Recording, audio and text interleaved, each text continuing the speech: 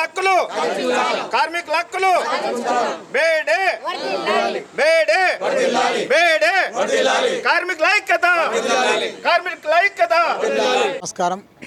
ఈరోజు మరి ప్రపంచ కార్మికుల దినోత్సవం సందర్భంగా మరి ఇక్కడ జెండా కార్యక్రమాన్ని ఏర్పాటు చేసిన సభాధ్యక్షులు వెంకటయ్య గారు, అదేవిధంగా ఈ కార్యక్రమానికి ముఖ్య అతిథులుగా విచ్చేసిన మాజీ సర్పంచ్ మరి గౌరవనీయులు కుమార్ గౌడ్ గారు, అదేవిధంగా సీనియర్ మాజీ చైర్మన్ మా నరసింహన్న గారు, అదేవిధంగా ఈ కార్యక్రమానికి వచ్చిన గ్రామ పెద్దలందరూ, అందులో ముఖ్యంగా కార్మికుల సోదరులందరికీ కూడా కార్మికుల దినోత్సవం మేడే రోజు శుభాకాంక్షలు తెలియజేసుకుంటూ చాలా సంతోషం.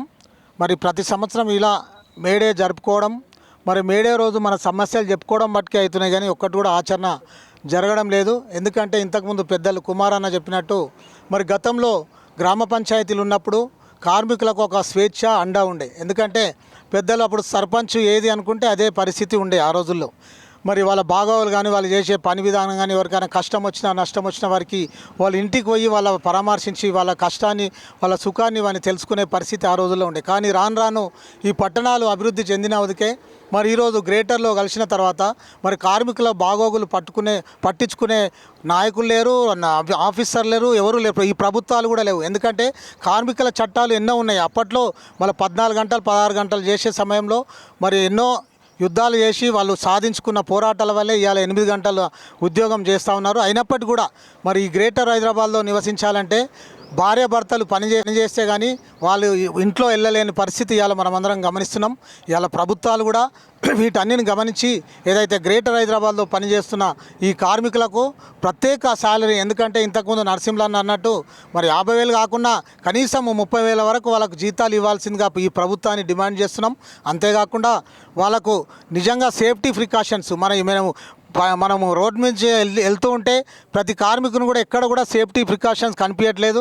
ఎందుకంటే ఈ ప్రభుత్వాలు పట్టించుకోవట్లేదు. ఆఫీసర్లు కూడా వీళ్ళను పెడిచేలో పెట్టుకొని వాళ్ళు చేసే పనిలో మరి ఏ ఆపద వచ్చినా వాళ్ళ కుటుంబానికే నష్టం జరుగుతుంది. కాబట్టి వాళ్ళకు ముఖ్యంగా షూలు కానీ, బట్టలు కానీ, మాస్కులు కానీ, మరి గ్లౌజులు కానీ ఏవైతే మరి కార్మికులకు ఇవ్వాల్సిన వస్తువులు ఉన్నాయో అవి ఖచ్చితంగా ఇవ్వాల్సిందే. మరి అంతేకాకుండా ఇవాళ మన కార్మికుల కోసం మాట్లాడుకుంటే గతంలో మరి కరోనా వచ్చిన సమయంలో కూడా వాళ్ళ ప్రాణాలు పొడగొట్టుకొని కూడా మరి మనము ఇళ్ళకని వెళ్ళలేని టైం 2 సంవత్సరాలు ఒక కలెక్టర్ కానీ, ఒక ఆర్డీఓ కానీ, ఒక ఆఫీసర్ కూడా మరి పోలీస్ డిపార్ట్మెంట్ కూడా వెళ్ళలేని పరిస్థితిలో ఈ కార్మికులు మరి ఇంట్లో నుంచి బయటికి వెళ్ళి వాళ్ళ ప్రాణాలు లెక్క చేయకుండా మరి పని చేసిన సందర్భాలు మనం అందరం చూసినాం. మరి ముఖ్యంగా కార్మికుడు ఉంటేనే ఈ దేశం అభివృద్ధి చెందుతుందని గట్టి నమ్మకం. ఎందుకంటే కార్మికులకు మనం చూసుకోవాల్సిన బాధ్యత ఖచ్చితంగా ఉంది. మరి కార్మికుల తరఫున మేమందరం కూడా పెద్దలు కుమారన్న, నరసింహన్న, గ్రామ పెద్దలు ఇక్కడ ఉన్నారు. ఖచ్చితంగా వాళ్ళకు ఏవైతే డిమాండ్స్ ఉన్నాయో ఖచ్చితంగా పోరాడతాం. ఈ ప్రభుత్వ దృష్టికి తీసుకుపోతాం.